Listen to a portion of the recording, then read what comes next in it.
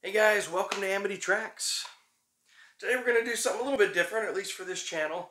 Now I readily admit I am stealing this bit from Norman Maslov, who's one of my very favorite channels, so at least I'll do him the favor of plugging his channel. It's awesome. Go check out Norman Maslov's channel.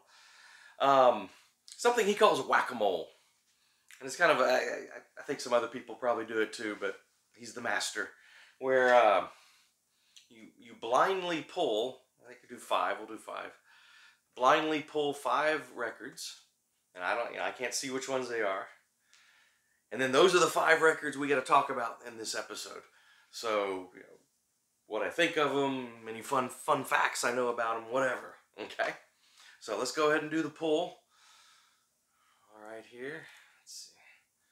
The camera angle, you can't see the bottom shelves, but I'll pull one from down here maybe. There's one. And I'm not looking at them. Let's go here. Alright, not gonna look at that. How about, let's go here. There's one. Two more.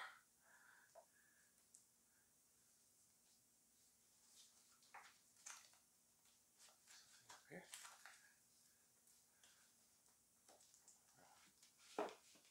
There's something. Oh, that four? Yeah, so one more. Let's go right behind me here. Okay. There.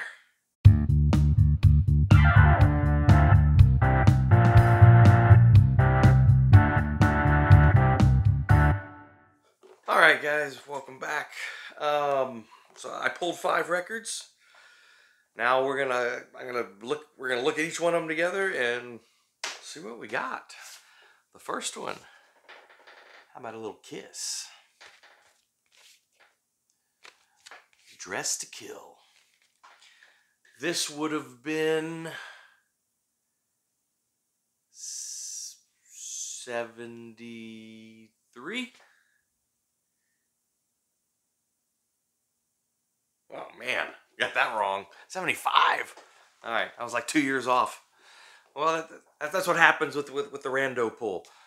We're gonna call this bit rando pool. All right, so Dressed to Kill. I do know this is their third studio record. It is the studio record with Rock and Roll All Night on it. I know. Honestly, out of that classic, 70s era Kiss with the original lineup, this is one of my less favorite records out of that batch. There's still some great stuff on here. Is it She? She's on there. Although I know She was a song from Gene Simmons and Paul Stanley's earlier band, something Lester. Oh, like total blank. This is what happens when you can't prep ahead of time. Something Lester. My editor will tell us. But I know that was a song that kind of left over from those days. Yeah, no, it's a good song. There is one story I do remember about this record for the photo shoot. See, they're all in suits there. They still weren't making a ton of money, so these guys didn't own any suits. And if I remember right, their manager, Bill Alcoin, at the time, had to either lent them some of his, and he went and bought some cheap suits or whatever, so they could do the album shoot. So yeah, so their manager had to go buy them some suits or loan them some suits. So anyway, love me some Kiss. All right, Santana. This is Greatest Hits, Santana's Greatest Hits. And this is a record a lot of people have. And because it's Greatest Hits only from their first three records. Yeah. So it's just early Santana. And honestly, the era when they had the most hits, I think, at least when they were best known. Yeah, and those three records are fantastic. But, Evil Ways, Samba Pati, Hope You're Feeling Better, Black Magic Woman, Oye Como Va. Everything's coming our way. Everybody's everything. It, it's it's a good set. I had this record a long time ago. I have since, bought all those records where these songs are from, and honestly, just get those records. It's better than relying on the greatest hits on this one. But this is a good intro. It was a good intro to me. Yeah, man, I've had this record forever. Um, Middle school. I think I was in middle school when I got this. So that was my intro to Santana, as it was for many. My favorite artist, Neil Young. This is Neil Young and the Blue Notes. Part of his kind of confounding, crazy 1980s period. This was the last in that string before he kind of had his huge comeback with starting with Freedom. I like this record. So on this record, so Neil Young in the 80s, he just jumped all around all these different genres. He even got sued by his record label kind of early in the 80s for making records unrepresentative of Neil Young, right? And this was kind of the last of one of his genre jumps. This was kind of a big band album, big band blues album. He wanted to play some blues, got a big horn section, and so that's what this is. Some good songs on here, though, actually, and it's got a nice feel to it. I have a soft spot for Neil Young's '80s period, like all of it. But I really like this record. I went and saw him the first time I ever saw him was supposed to be this tour, but typical Neil Young, he had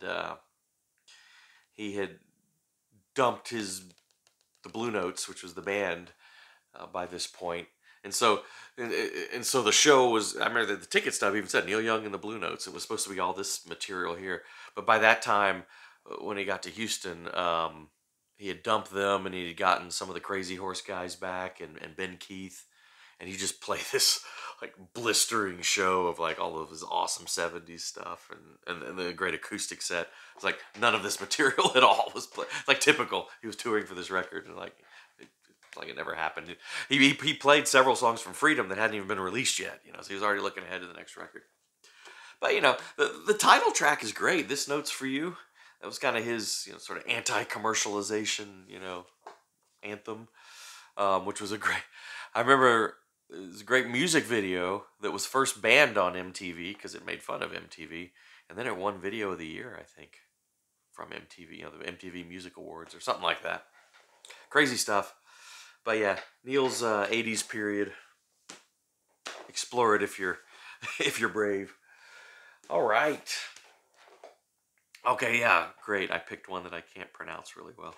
So Donovan. This is a record by Donovan.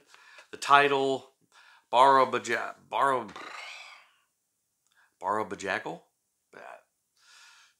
I don't know. Anyway, this is real. I think I mentioned in a previous video, Donovan is underrated. Donovan, put out some great music. This is, I think, kind of a little bit later. When was this? No, 1968. Wow. Okay, I would have. For some reason, I thought this was later. Got the Jeff Beck group on here on a couple tunes, which are great. To Susan on the West Coast Waiting is beautiful. Atlantis is like the epic with that great extended ending that Scorsese used in some film. Yeah, Donovan's great. I like Donovan. All right, and finally, looks like I grabbed a jazz record. Thelonious Monk. This is The Genius of Modern Music, Volume 1. This goes way back. So these were, if I remember right, I'm just kind of looking on the back here. These are some tracks that were recorded, I think, in the late 40s. And then a little bit later, when when the LP format came about, they were kind of collected and sort of re-released. So they've been released at like the 78s, when they were actually recorded. But then kind of later they, put a lot of these tracks on vinyl. This is full of songs that Monk would return to throughout his career in different formats, you know, with larger bands and all of that. But there's something kind of kind of raw about these early recordings where he, you know, it's kind of smaller groups, and so you can really, I don't know, really kind of revel in the unique structures, you know, because that was one of the things that was so unique about Thelonious Monk was his writing, his composing, was really unique song structures, and so in these smaller kind of group settings and these early recordings, you really can sort of see the skeleton of the, you know, the compositions, you know, and yeah, this is volume one. So I mean, just classic after classic on here. You know, Roundabout Midnight, of course, one of the great jazz standards. Off Minor, Ruby My Dear, April in Paris, In Walked Bud, Thelonious, Epistrophe, Mysterioso, Well You Needn't. I mean, just, you know, so many of these sort of became standards later, and this is cool because this is sort of where a lot of people first heard these compositions. So it's a great collection. I remember I remember when I got this record. I put it on, and I didn't realize my turntable, I had left it on 45, you know, so it wasn't at 33, you know. But I started listening to it, but I didn't realize it was on 45. And it's like, and you know, they're real fast. You know, the songs are like, but it still kind of sounded good that way too. And then it was only like, I don't know how many songs in, I realized, oh, wait a minute. And then I changed the speed on it. It's like, oh, okay, that makes a difference. But so I will tell you this: this song, or this record, is so good, and these compositions are so good. They sound great, like at 45, 33, whatever speed you want to play them. I mean, they're brilliant any speed. All right, well, that was fun. I might do that again sometime soon. Pull the 5 random pulls and see how that goes. So please do subscribe. We really appreciate you watching our material here. Like the video. If you want notifications for whenever we post something new, hit that bell. And we'll see you next time. Thanks.